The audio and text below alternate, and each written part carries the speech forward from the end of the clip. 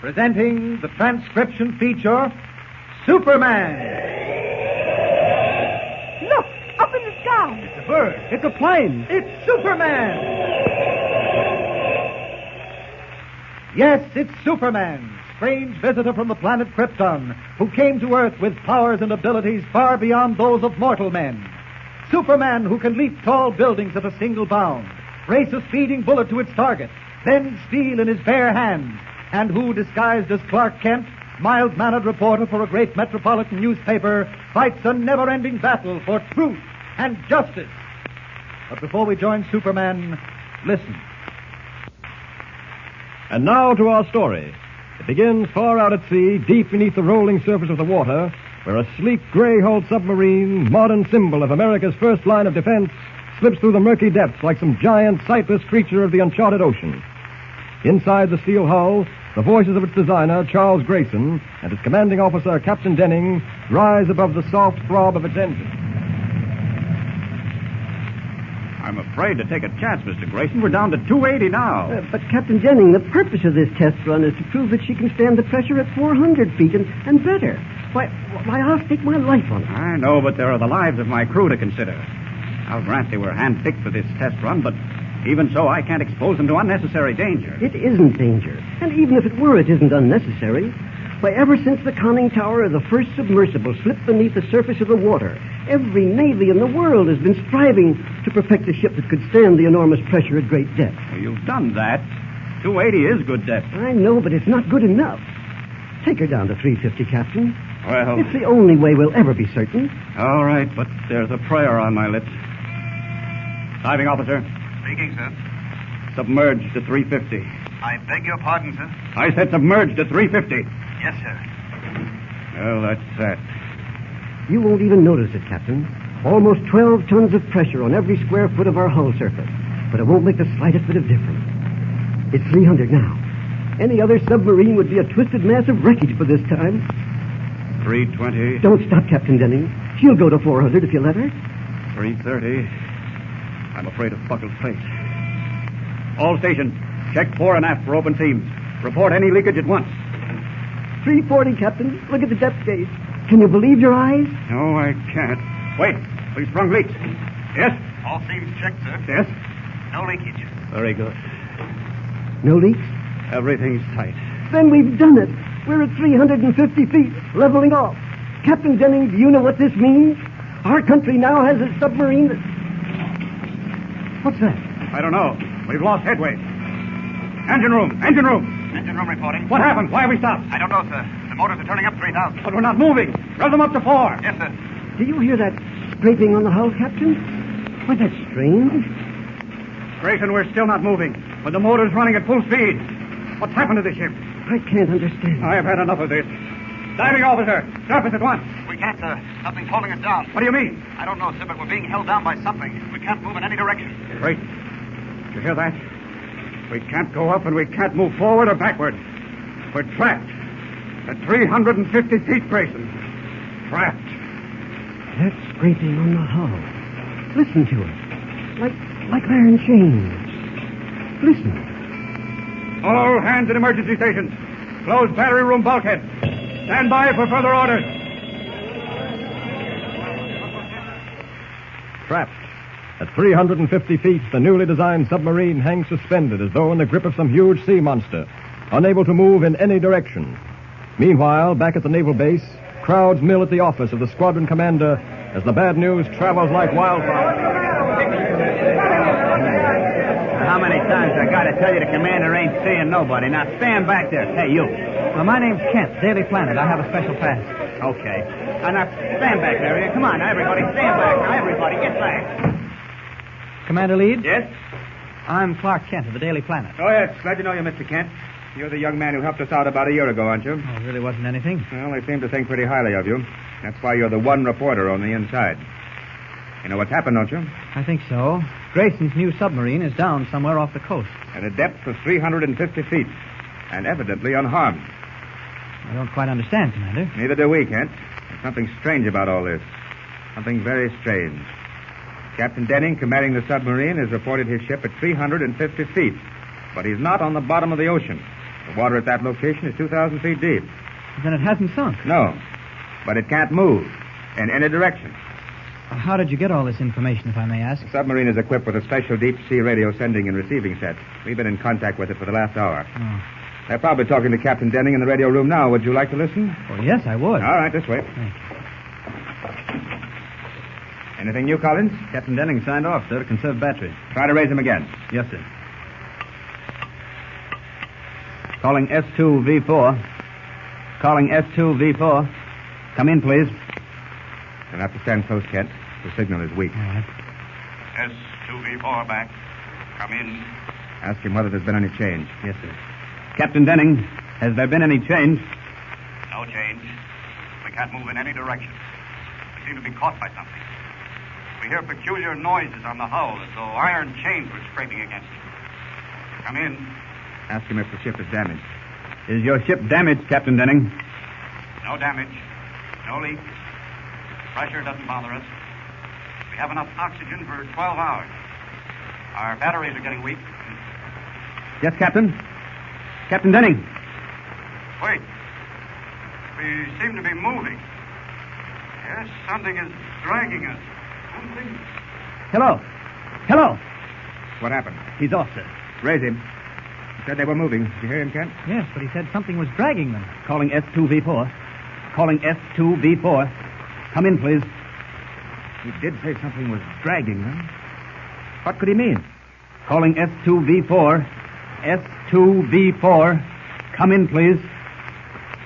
I don't like the looks of this, Kent. It doesn't make sense. It is rather strange. Do you know their location, Commander? Wait. Well, Collins? Can't raise him, sir. Keep trying. Yes, sir. Come on, Kent. Calling S2V4. S2V4. You say you know their location, Commander? Yes, that was the first thing Denning gave us. 2 of our salvage boats are on the way. Oh. But what good is the location if they're moving or being dragged? We must have misunderstood him, Kent. Oh, I'm sure that's what he said. Something is dragging us. What could be dragging a 5,000-ton submarine? Why not even Superman could do that? Oh, yes, he could. What?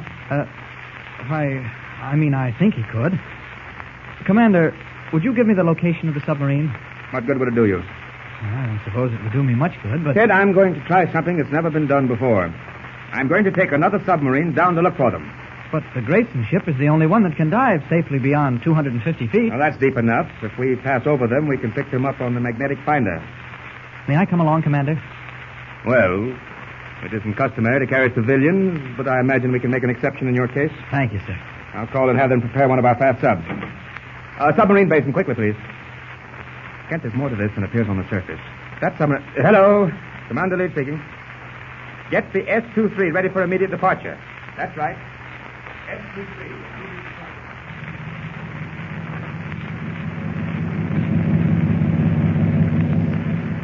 That big dial is the depth gauge, Kent. Oh. We're down 150 feet. The more water ballast we take on, the faster we sink.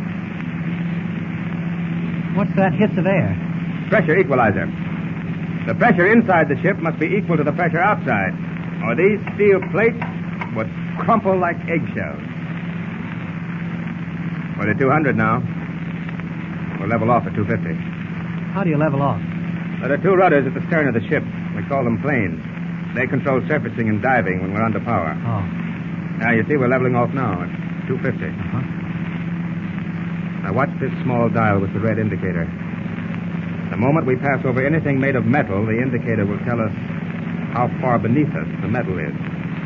But how can you be sure it's the submarine? Well, we can't. But the odds are with us. Get 10 years of my life to see that indicator suddenly shoot. Hey, Kent. Something's happened. We're stopped. Oh. Only the motors are going, but we're not moving. Listen, Kent. That's scraping on the hull. Didn't Captain Denning say Yes, that... he said they heard scraping on the hull like iron chains. Diving officer, Commander Lead speaking. What's happened? We can't move, sir. We're caught in something. Can we surface? No, sir. Stop the motors. Have all men stand by at emergency stations. Yes, sir. Kent, the same thing that happened to Denning's ship has happened to us.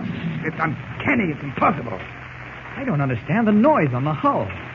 Could we have struck a submerged wreck? How could we? We're 1,700 feet from the bottom of the ocean. Commander, Is there an emergency exit from this submarine? Yes, there's the stern escape hatch. You can't use it at this depth, even with a Munson lung. Water pressure would crush a man to death. I'm willing to try it. Oh, Kent, you're mad. There's only one thing we can do. Release the disaster buoy. One of the salvage ships will send a diver down. It may be too late by then. What do you mean? Don't you remember Captain Denning's last words? Something is dragging. Now, look, Kent, I brought you along in defiance of all rules and regulations. This is an emergency, and I'm commander of this submarine. Like the crew, you take orders from me. Naturally, sir, but if I can be of any help... You can, by keeping out of the way. May I look at the escape hatch? No, stay where you are. Commander Lee speaking. Diving officer reporting, sir. No damage to hull. Standing by for orders. Release the disaster buoy. Yes, sir. Now, Kent, there's no reason for panic. The ship isn't... Kent, where are you? A long-distance phone call has come through from the naval base. Editor White listens attentively as Lois Lane, star girl reporter of the paper, stands anxiously at his desk. Yes, go on. Are you sure? I see. All right, Evans, thanks a lot. And call me if anything breaks. Right. Now, that was Evans of Consolidated News. He's at the naval base. It doesn't look too good, Lois. What do you mean, Mr. White? Well, here's the story. The Navy sent that new Grayson designed submarine out on a test dive early today. It went down to 350 feet and then got stuck. Stuck? You mean on the bottom? No, it was diving at 2,000 feet of water. Well, anyway, it was stuck at 350. Couldn't go forward, backward, up, or down. But, Chief, that's impossible. Oh, you haven't heard anything yet. A second submarine with the head of the naval base, Commander Leeds, on board, went down to investigate. Evans just told me a report came in that the second sub just sent up a disaster buoy with a note in it saying that they were stuck at 250 feet. I don't understand it. Well, neither does anyone at the naval base. No matter what happens, this will make the biggest sea story of the year. Well, then why hasn't Clark Kent phoned it in? He's covering it, isn't he? For a very good reason, Lois. He's on that second submarine. What? That's right. Evans said Kent got special permission to make the dive. You mean Clark's stuck down there at 250 feet? That's what I mean. You can learn something about reporting from this, Lois. Get your story no matter where you have to go to get it. That boy has courage. Courage? Clark Kent has courage? Why, he's as meek as a lamb and afraid of his shadow. Don't you believe it. Perry White talking. Yes? Oh, they are. Good. Yes, I'll be there. Thanks. That was Evans again. They're sending divers down to attach cables to the submarine Kent is on in an attempt to raise it. I'm driving down to the naval base. It's only 100 miles from here, and I can make it in 2 hours. Want to come along? Sure. Okay, grab a hat and meet me at the elevator. Make it fast. On my way. Give me the press room. O'Neill, Perry White. Hold the 7-star final till you hear from me. That's right. I'll call it before 7.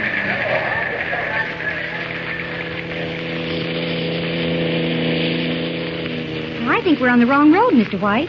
The last sign I saw said 20 miles to the naval base, and we've been driving almost an hour since we passed it. Hadn't we better ask someone? Ask someone? Now, where in the name of heaven are you going to find anyone to ask? This looks like no man's land. Well, there's a fork in the road up ahead. Yeah, well, I'll go left, and that'll head us toward the ocean. Maybe we better go back to that sign. I got a hunch we're on the right road now. There, smell the salt air? That means we're near water. Well, I hope we're near something. What's that red light? I don't know. Good grief. It's a dead-end sign. This is as far as the road goes. You see? I told you we were near water. There's the beach and the ocean. But no naval base. Now what do we do? Turn back, I guess. Wait a minute. Isn't that a house up on the hill there? Can't quite make it out in the darkness. Yeah, looks like a house. Yes, it is. But no lights and probably deserted. You can't tell. Some of these big summer houses look weather-beat. Okay, might as well. You may be right about its being deserted. It's not a sign of life. Everything's overgrown and the windows are boarded up. Oh, we're just wasting time, Lois. We might just as well start back. We're almost up the hill now, and there's just a slim chance that... Shh. What's the matter? Shh. Listen. Don't you hear the hum of a motor? So what? Probably a fishing boat. No, it's not a boat motor. It's too powerful, like a big electric motor or a dynamo. Oh, you're imagining things. No, I'm not. Come on, let's get closer to the house. Don't move, either of you. I have you covered. What's this? Who are you? Fire. I'm standing directly in front of you, but you cannot see me because of the darkness. My finger is on the trigger of a revolver. I warn you that if you make one move that I don't like, I will shoot you down like dogs. Do you understand? Yes. Yes, we understand. Good. Now hold out your hands, palms up. Oh. All right, Hans, put on the bracelet. Gentlemen, what is the meaning of this? I demand an explanation. You will get all the explanation that's coming to you. Lead them into the house with a flashlight, Hans. Yeah. Remember, I am following close behind you. Be careful. Go ahead. You'll pay for this. I'll have the police down on you so fast. Please, Mr. White, don't lose your head. The young lady gives you good advice. Never mind any advice. Open the door, Hans. Step inside, both of you. And what if I refuse? You might get a bullet through the back of your head. Mr. White, please do as he says. Close the door, Hans. Lock it. Yeah. Now we will turn on a light and see what we have here. Ah, that's better. Well, a very pretty girl and an old man. Don't you call me an old man. You put that gun down and I'll show you how old I am. This is not a test for physical strength, my friend. What is your name, young lady? Lois Lane. Yours? It's none of your business. But I'm Perry White, editor of the most powerful newspaper in the state, the Daily Planet. So, you are the editor of the Daily Planet. Ah, how interesting. We were on our way to the naval base and took the wrong road. What do you take me for, a fool? Jawohl. Doctor. Nun, was ist denn? Wir sind bereit, den zweiten hineinzubringen. Sollen wir anfangen? Sofort. Now, Mr. White, you must have realized the danger of coming here as you did. But I tell you, we were lost Quiet. and we just... Naturally, neither of you can leave this house alive. There's too much at stake. For the time being, however, you will remain where you are, in this room. Very shortly, you will be joined by an employee of yours. What are you talking about? Within less than an hour, you will be joined by a man whom you both must know. A man named Clark Kent. Trapped in the deserted house high on a cliff overlooking the sea, Lois and Perry White stare at their captor in blank amazement as the vibrant hum of the mysterious motor builds to a frightening pitch. Meanwhile, back on the rescue submarine, suspended 250 feet below the surface, we find Clark Kent and Commander Leeds standing at the escape hatch. Kent, it would be suicide to go out that hatch now. The water pressure at this depth would crush you flat. I'm willing to take a chance, Commander. I know I can make it. Don't be a fool. They'll have divers down here before morning. We can hold out. It'll be too late then. You remember the last word we got from Captain Denning on Grayson's new submarine? That it was being dragged? Well, that may happen to us at any moment. What good will divers do then? Oh, I can't think anymore. I don't know. Commander, there's something behind all this. Something sinister. No natural hazard could trap two submarines at different water levels and prevent them from moving in any direction. But what do you think it is? What do you think stopped the Grayson sub at 350 feet and this one at 250? What could it be? I don't know. But there's only one way to find out. Through that escape hatch. Please let me try it. No. No, I can't. We'll be sending a man to his death. I can't do it, I tell you. Now look, Commander. You and I are alone in the stern compartment of this submarine. The bulkhead door is closed. None of your crew can hear what's going on. What's that got to do with your going out the escape hatch? Simply this. I may have to take desperate measures, Commander. What do you mean? I may have to force you to let me use the hatch. I don't want to resort to anything so drastic, but... Oh, no, Commander, stay away from that door. Get you out of your mind. Stand back. I'm ordering you to stand back. I'm sorry I have to disobey, but this is an emergency. I'll accept full responsibility and suffer whatever consequences there are. Now, which way will it be? With your help or without? Kent, for the love of... Commander Leeds. Lock the door. Please. Tell him you'll be out shortly. Commander Leeds. Please, Commander. Do as I tell you, please. I'll be out shortly. Very good, sir. Thank you. Now, what's your decision, Commander? You win, Kent. You're a young fool, but I admire your courage. Go ahead. Thank you, Commander. And now, I want your word as an officer and a gentleman that you'll make no attempt to stop me. You have my word. Good. How does the escape hatch work? It's a steel cylinder running through the stern of the submarine. Yes? There are two circular doors. That one you see ahead of you, and one on the outside of the hull. I see. You enter the cylinder, and I close the inside door. I then force the hull door open with compressed air, and I'm out. Yes, you're out. All right, let's go. Now, wait a minute. In that starboard compartment, you'll find a Munson lung. I won't need it, Commander. Kent, it's the one chance in a million you've got. How else can you breathe going up through 250 feet of water? Okay. Is it? Yes. It fits over your mouth and nose. Huh? Be sure to turn the oxygen valve the moment you get into the escape hatch. Put the lung on now. You can keep the mouthpiece up until you're ready. Yeah. I don't suppose I look very pretty in it. Don't joke, Kent. Please don't joke. I'm all set. Open the hatch. Now, I climb in there. Is that it? Yes. Okay, here goes. Goodbye, Commander. See you soon. Goodbye, Kent. And good luck. May the Lord forgive me. Nothing but a murderer. You mustn't feel that way, Commander Leeds. You say he insisted and even went as far as to threaten him. I know, but that's no excuse. What made me do it? Why did I agree to help him commit suicide? Why? Your life was at stake. That's reason enough. And he was probably insane with fear. I've seen people who thought they were doomed lose their minds. No, he was as sane as you are, Evans. The last thing he said before I closed the escape hatch was goodbye, see you soon. He joked about wearing a Monson long. Said he didn't look very pretty with it on. Evans, I took his life. I killed him as surely as if I'd sent a bullet through his heart. His blood is on my hands. There's that strange scraping on the hull again, Commander. Seems to be louder now. His blood is on my hands, Evans. Commander, something's happening. Look at the depth gauge. We're going up. What? Look. 230. 220. Yes. 210. We're rising. Start the motors. Hurry. Engine room. Full speed ahead. Diving officer. Surface at once. Evans, it's true. We're free. 190. 180. It's a miracle, Evans. A miracle.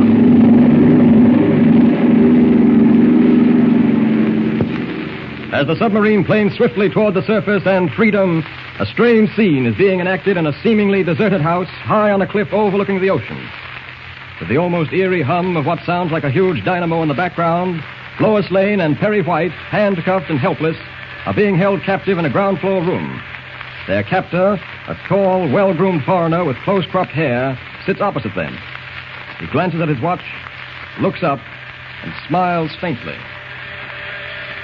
I see you are getting impatient, Herr White.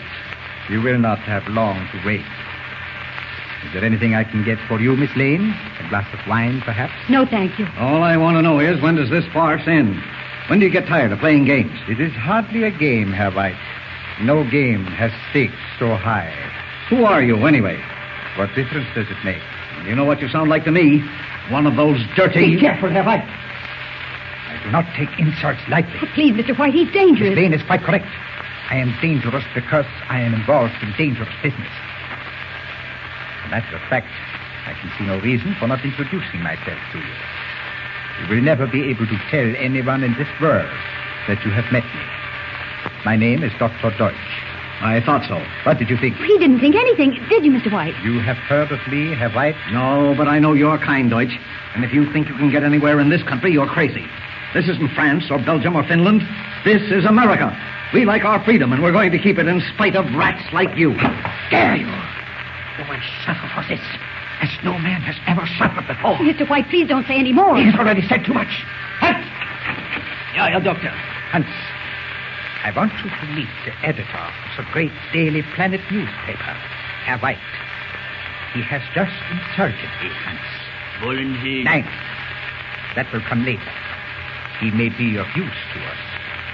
In the meantime, I want you to make him suffer for the insult. You understand? Yeah, very well. Take him away. Oh, no, please, he didn't mean it. Lois, don't plead with the swine. They don't dare touch me. We shall see. Take Oh, him away, please Hans. don't. You don't Please don't. drag me. I'll go. But remember this, Deutsch. It doesn't matter what you do with me. There are 100 million more like me in this country, and every one of them hates you and the things you represent. Now remember that, Deutsch. Every decent American in this country hates... What? Too bad he is such a fool, Herr White. What are you going to do to him? He will get what he deserves. But he's not a young man. He's not strong. You're liable to kill him. That, Miss Lane, is the least. You're a fiend. Nothing but a fiend. Those are very unpleasant words, Miss Lane. I would advise you not to use them again. I am extremely sensitive. Why are you holding us here? What have we done to you? You have attempted to interfere with my plans. Nothing can do that. You must believe me. We were lost. All we wanted were directions. Enough of this farce, Miss Lane. You and Herr White did not come here by accident. You knew somehow that we planned to get our hands on the Grayson submarine. Your innocence is not very convincing, Miss Lane. Tell me, how did you know? We didn't know. I swear to you we didn't. You lied. But it doesn't matter. We have the submarine. It lies at anchor in a hidden cove nearby.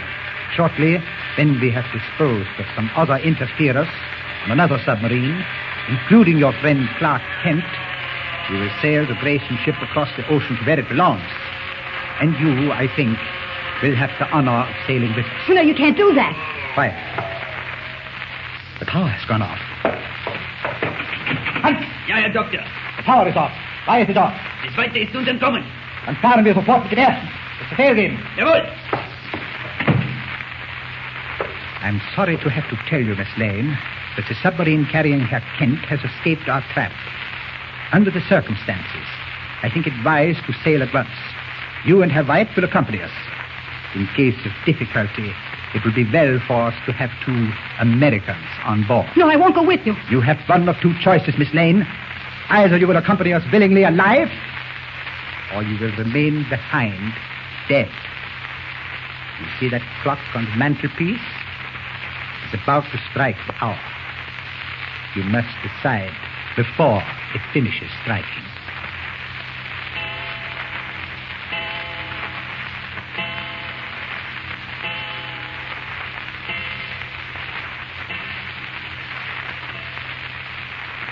With Lois forced to make a decision that will mean disaster in one way or another, the situation looks desperate. Meanwhile, Commander Lead's submarine, having escaped the trap, is back at the naval base. Clark Kent has been given up for lost. The tragic news travels like wildfire. But even as giant presses pour extras into the street, a strange figure wheels above the city of Metropolis in curious flight. Red cloak streaming in the night wind, powerful muscles rippling beneath the taut material of his blue costume, Superman hovers over the Daily Planet building, his sharp eyes piercing the darkness. Suddenly, like some giant bird, he plummets to earth, lands on a side street, and steps back into the shadow of a doorway. In a moment, he has assumed the guise of Clark Kent, meek, soft-voiced reporter, and waits as slow, dejected footsteps approach up the street. Jimmy. Oh. Jimmy, over here. Mr. Kent. No, it can't be. I'm seeing things. Here, Jimmy, come into the doorway. They said you were lost. Dad, I heard it on the radio. Yes, I know. I want everyone to believe I'm lost. But why did they say it? I was going to quit my job. I didn't want to be a copy boy or a reporter or anything else if you were gone. You're tops, Jimmy. Now, look, we've got plenty of work to do, so buck up. Okay, Mr. Kent. Gee, I'm glad to see you. Boy, oh, boy. No gladder than I am to see you. I've been waiting hours for you to come out of the Daily Planet building. Is Mr. White still in his office? Gosh, no. That's another thing, Mr. Kent.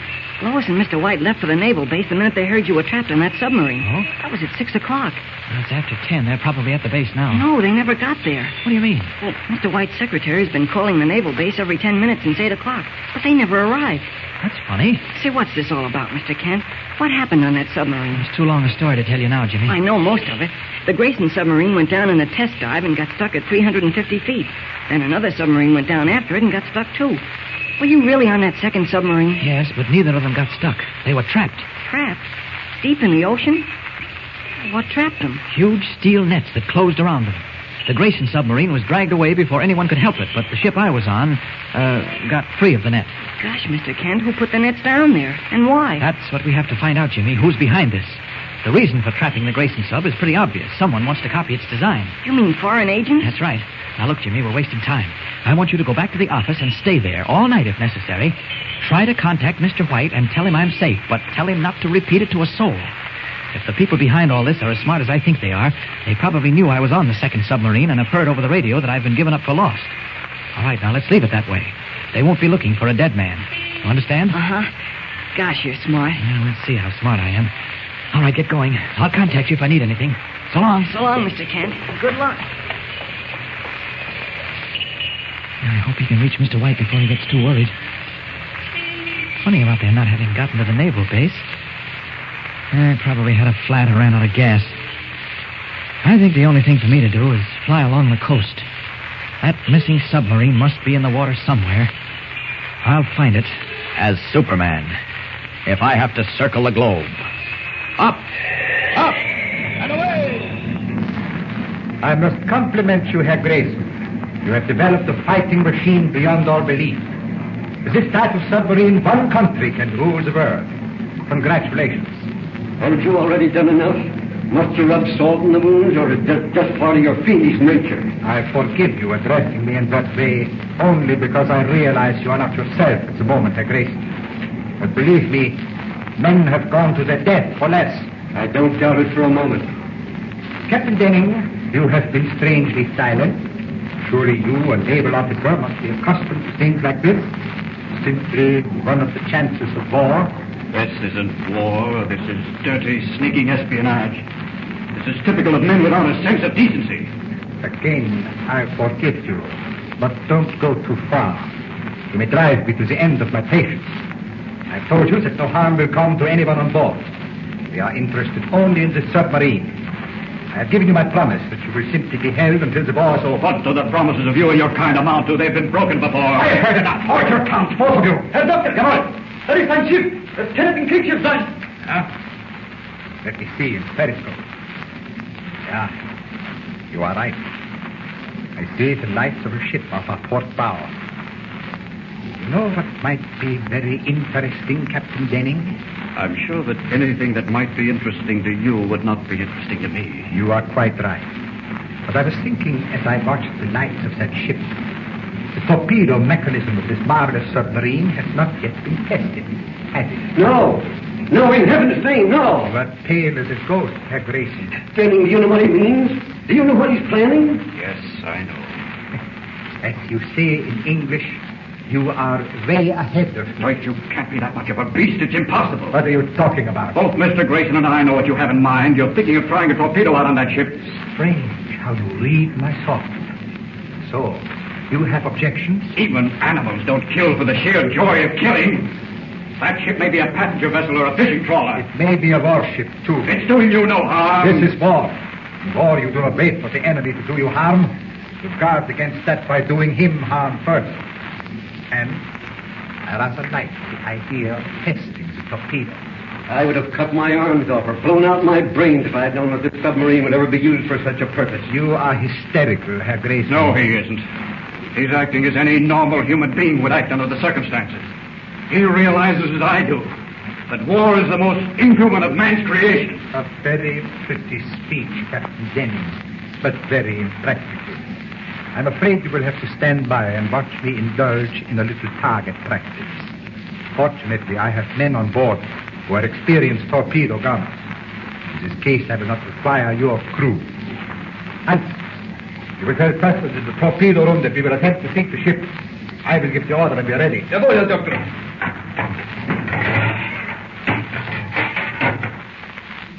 It's very interesting to watch a ship through a periscope, knowing that you are safe because you cannot be seen. Very interesting. You wish to look at it, Captain? No, thank you. They're approaching it broadside. A good position, isn't it? From what I can tell, it seems like a small ship. One torpedo should probably finish it. Stand back, Grayson! Stand back, or I'll shoot you, fiend! You've killed him. What did you expect? It was my life. His. He had murder in his eyes. He had gone mad. You drove him to madness.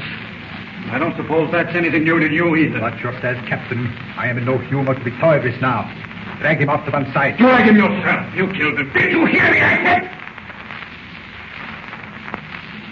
I must not lose my temper, or it will go hard with you all. Stand back. I will get rid of him.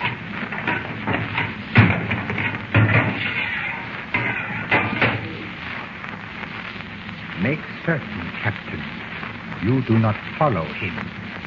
I was just thinking, Deutsch, how lucky Grayson is. It's all over for him. He doesn't have to look at your piggish eyes any longer. He doesn't have to breathe the same air you breathe. Go on. I know what you are trying to do, but it is all wasted on me. Well, we will have another look through the periscope. And don't try the same thing Herr Grayson tried, Captain. This time I will use the butt of the gun. And all you will have for your pains is a headache. We are almost in position. She is a bigger ship than I imagined. I wonder how they're getting along at the torpedo room. I'll find out. Hans, we geht forward. Ja. Ja, gut. All is ready, Captain. You know, there is something exciting about this. Something that makes your heart race and the blood pound in your veins. It's always that way when you play a game where the stakes are death. Unfortunately, all your games are one-sided. The cards are stacked. You will learn, Captain, that is the only sure way of winning. I think the time has come. See here on the control panel a button marked torpedo fire stern tube. That evidently is the one I pressed. Deutsch, Mr. Lee, for the last time, have mercy. You've already killed one man in cold blood, isn't it enough? You may have all the mercy, Captain. I shall have the victory. Wait. Seems to be another button to press. What does it say? 30-second warning bell. Torpedo fire. I see. That I press first. Now is the time.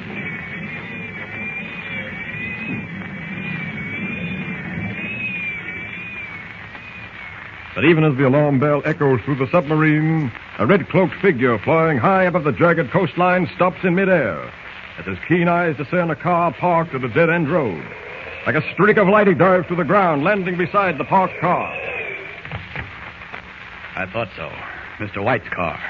That means he and Lois must be in that old house up on the cliff. It won't take long to find out.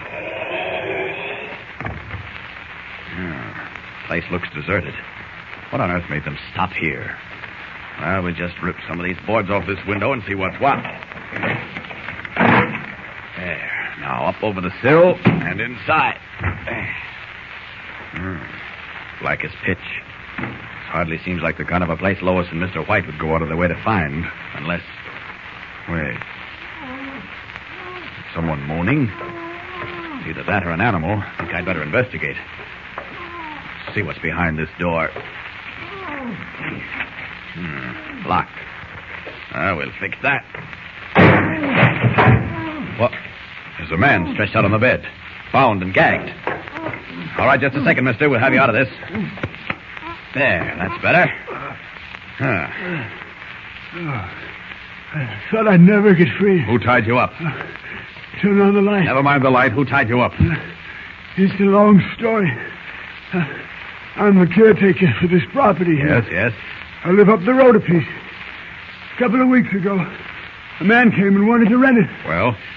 I didn't like his looks. The house had been empty for 3 years, so I let him have it. Yes, go on. Well, some people moved in and big trucks drove around the back, but they never took the boarding off the windows. I got suspicious and sort of moseyed around night before last. They caught me and put me in here. I couldn't move, but I could hear everything. They've got a submarine. What? Yes, an American submarine. I don't know how they got it, but they sailed away in it, across the ocean. When did they leave? Just a couple of hours ago. Do you know whether a young woman and an elderly man are with them on the submarine? Yes. Newspaper folk. That's right. I heard them talking about it. And you say they left a couple of hours ago and are headed out to sea? Yes. They must have forgot about me in the rush. You're sure the young lady, Miss Lane, and the elderly gentleman were taken along? I'm sure enough of that. I heard them talking. The man's name was Wright, wasn't it? White. Perry White. That's it. I heard him say that he was the editor of a paper. Why don't you turn the light on, mister? I haven't time now. I've got to go. You'll be all right now, won't you? Yes, thanks to you. Then goodbye. Goodbye. Thanks again. So they're heading out to sea in the Grayson sub with Lois and Mr. White aboard. I've got to stop them if it's the last thing I do. The 2-hour head start won't bother me, but I wish I knew the direction they took. The Atlantic is the big ocean. Well, no sense guessing about it. Here's the window I came in. I'll find that submarine somehow. Up! Now that the alarm has sounded, all I must do is press this button. The one which says torpedo fire, stern tube. That ship will sink like a punctured balloon. For the love of mercy, Deutsch, don't do it. There are innocent people aboard that ship. People who have done you no harm whatsoever. We are wasting time. I will press the button. Deutsch! Too late! It's done. Now, listen. Finding like a banshee, 2,000 pounds of sudden death catapults from the stern of the submarine and cuts through the water in the direction of the doomed ship, white foam bubbling in its wake. In the all-enveloping darkness, human vision is unable to follow the path of the death-dealing torpedo. But high above the rolling ocean, the eyes of Superman can see the line of white foam trailing the steel fish. For a moment, he hangs in midair, and then, realizing that the torpedo is aimed at the ship moving slowly through the night, Superman dives with the speed of light, landing in the water between the torpedo and its target.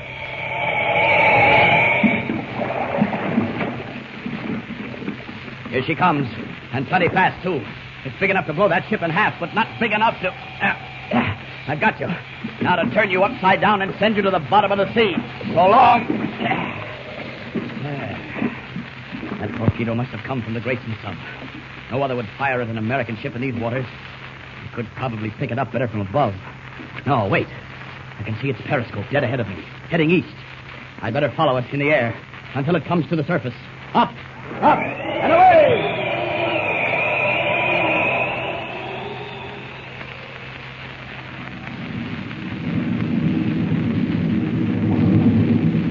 I am afraid, Captain Denning, that we missed the ship and wasted a torpedo. Too bad. Either that, or the kindly Providence protects decent human beings from madmen like yourself. I have already told you, Captain, that you are wasting your breath trying to insult me. At least until the submarine lies at anchor at some port in my own country. Then if you dare open your mouth, you will suffer for it. Hans, order the submarine brought to the surface to proceed at full speed. And bring Kessler here to take the captain to his quarters. One of my men will be here in a moment.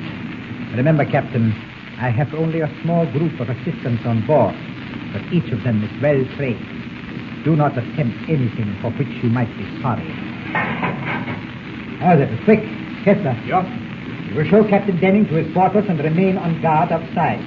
If he attempts anything you do not consider proper in a prisoner, you are not to kill him. Just render him helpless temporarily. You understand? Yeah, Captain.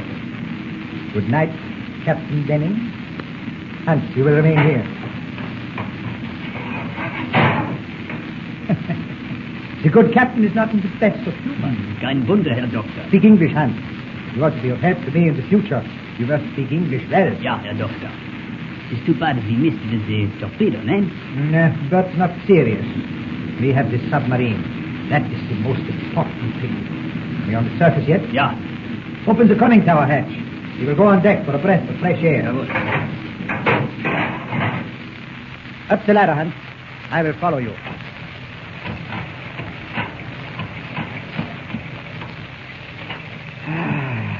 This air feels good, eh, Hans? Ja, Doktor. All the nights are like this, with the sea smooth. We will be home in 6 days. Ja, in 6 days. Imagine Hans stealing a submarine right from under the very noses. Why, it's unheard of. Herr Doktor. What is it? I heard a strange wind. There's always wind on the sea. Just think of it, Hans. There will be headlines in the newspapers, and they will decorate us. Listen, Doctor. I hear it again. So, you hear wind. Well, what of it? What was that? The submarine rolls.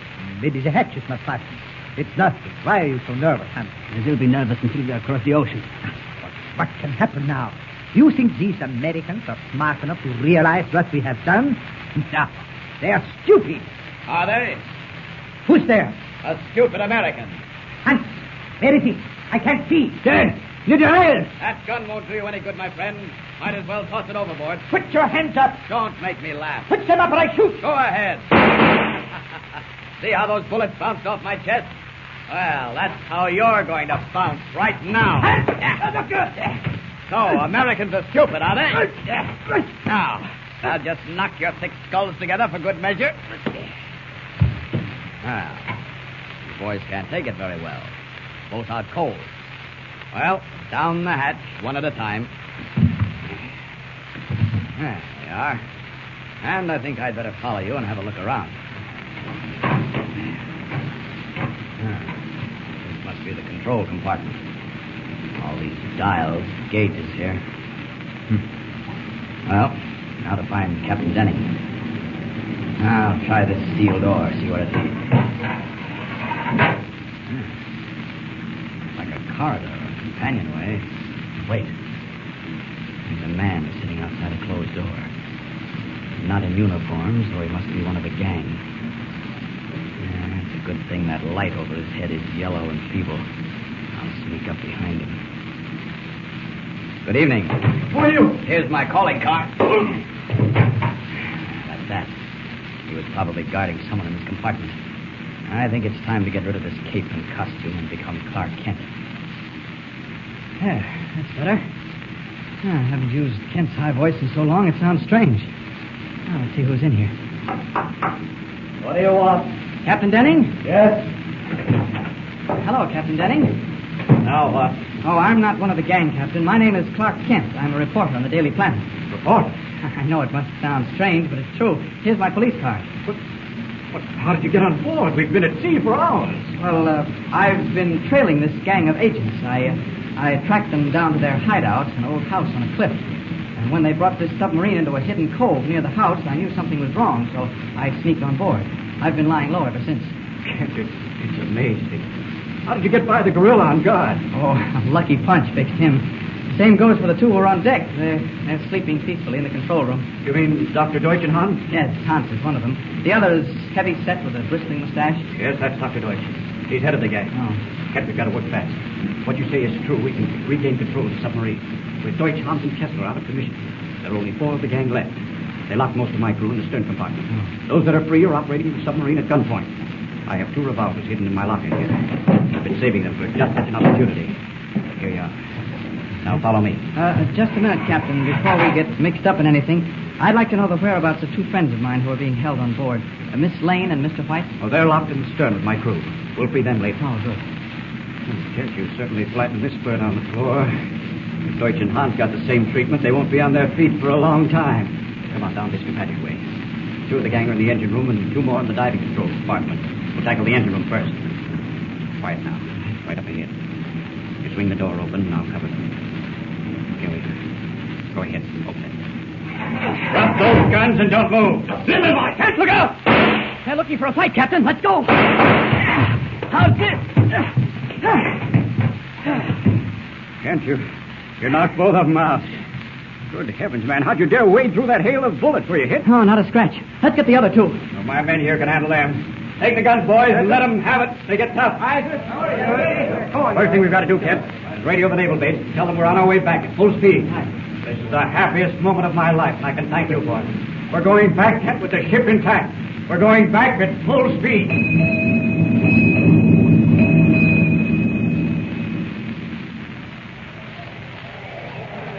All right, that's it. Just one more shot, Commander Lee. You and Mr. Kent. That's it. Hold it. Thank you. Kent, I can't begin to tell you how much the Navy appreciates what you've done. Oh, it was nothing, Commander Lee. Nothing but good fortune. And a right hook that would make a monkey out of Joe Louis. Well, it's all over now. We've got the submarine and the gang. Captain Denning, where is this man Deutsch? Oh, he and his first assistant, Hans, are being brought to the detention building by one of our men, Commander. I think I'd better join Lois and Mr. White, Commander. They're having some coffee. Commander Leach! Commander Leach! Yes? Commander Leach! What is it? Those 2 spies. They escaped.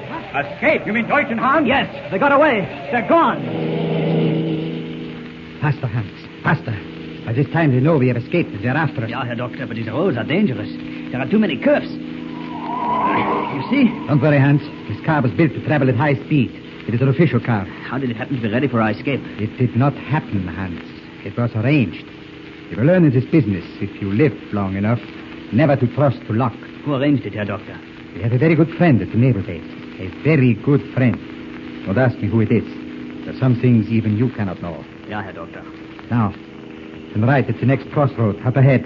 Where are we going, Herr Doctor? Back to the old hideout. That's the ocean road. But we can't do that. They will no doubt be watching for us. Turn, you fool. Don't ever do that again, Hans. Remember, I give orders. You obey. Yeah, Herr Doctor, but I thought... You're not supposed to think. Go faster. May I ask a question, Herr Doctor? What is it? Why are we going back to that house on the cliff? In the first case, Hans, we are not going back to the house. But where are we going? Slow down.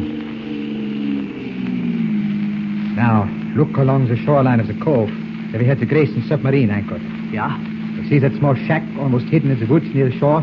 Yeah, I see it. That is where we are going. stupid police will have the house and the cliff guarded, of course. But they will never think to look in the shack. But what is in the shack, Herr Doctor? You will see. Turn in this dirt road. I do not like this, Herr Doctor. We are too close to danger. Whether or not you like it is of small importance. Have you forgotten that you took the oath to work on the master plan? Have you forgotten that those who took the oath swear that they would make the master plan succeed or die in the attempt? No. No, I have not forgotten. The Grayson submarine was nothing. It is the master plan that counts. The plan to rule the world. Stop the car. We'll walk the rest of the way. What are we going to do with the car? I will show you. Get out. Close the door. Turn the front wheels toward the water. Now, get behind here with me and push. The car will roll into the water, Herr Doctor. To be precise, Hans, into 30 feet of water. But what will we do without a car? Leave that to me. Now, 1, 2, 3. Push! It is rolling. Push. Harder. Yeah. Harder. Now, let it go. It sinks fast, Herr Doctor. Yeah, the inside is already filled up. Now only the top shows. Yeah, Hans, now she is gone. Not even a bubble. We'll never find it down there. You are quite right. The sea hides many things. Now, Hans, I will show you why we have come to this shack. Look over there. What do you see? A line of telephone posts. Yes, marching like soldiers over the hill, eh? Then suddenly, halfway down the hill, the poles stop. Why, Herr Doctor? Because from that point on, the telephone wires go underground through a cable. Oh. And that cable, Hans, is directly under the shed. And where do you think those telephone wires come from? I do not know, Herr Doctor. From the naval base, Hans. From the naval base. Ah, I am beginning to understand. We will listen in. Precisely, Hans. We, how do you say it, will tap the wires. We will hear all the conversations. We will see nothing, but we will hear everything. Wunderbar, Herr Doctor. Wunderbar. Wait until you have seen what's inside the shack. You will be amazed. Come, Hans, down this path. Yeah. No one will possibly suspect this abandoned shack. There are thousands like it all over America. Ah, here we are. Notice how the lock on the door has been hidden. See? It is behind this board. Excellent, Herr Doctor. Now I unlock the door. Herr Doctor, a laboratory. Yes, a complete laboratory. Over there, a powerful shortwave sending and receiving set. In that corner, a dark room for developing important photographs we may find it necessary to take. But look over here. Yeah? This trap door leads to a deep cellar. Help me lift it. Yeah. There. Follow me down the ladder, Hans. Yeah.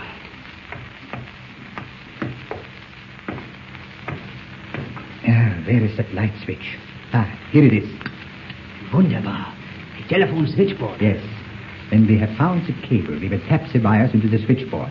Then, Hans, not only can we listen here, but we can transfer the calls if we wish. So come, we are wasting precious time. Here are 2 spades. We must dig for that cable. Come now.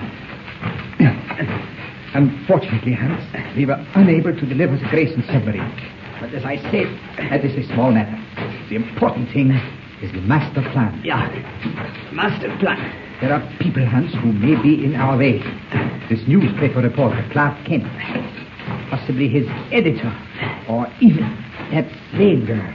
We must be careful. Yeah, Herr Doctor. But no matter what, Hans, no matter if it means death, the master plan cannot fail. Dig, Hans. Dig.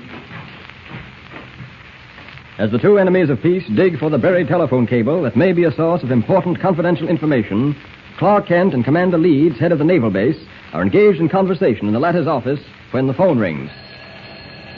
Excuse me, Kent. Commander Leeds speaking. Yes? Good. Send him right over. Lewis, the Secret Service man assigned to the base, will be here in a few minutes. Well, how can he help us, Commander?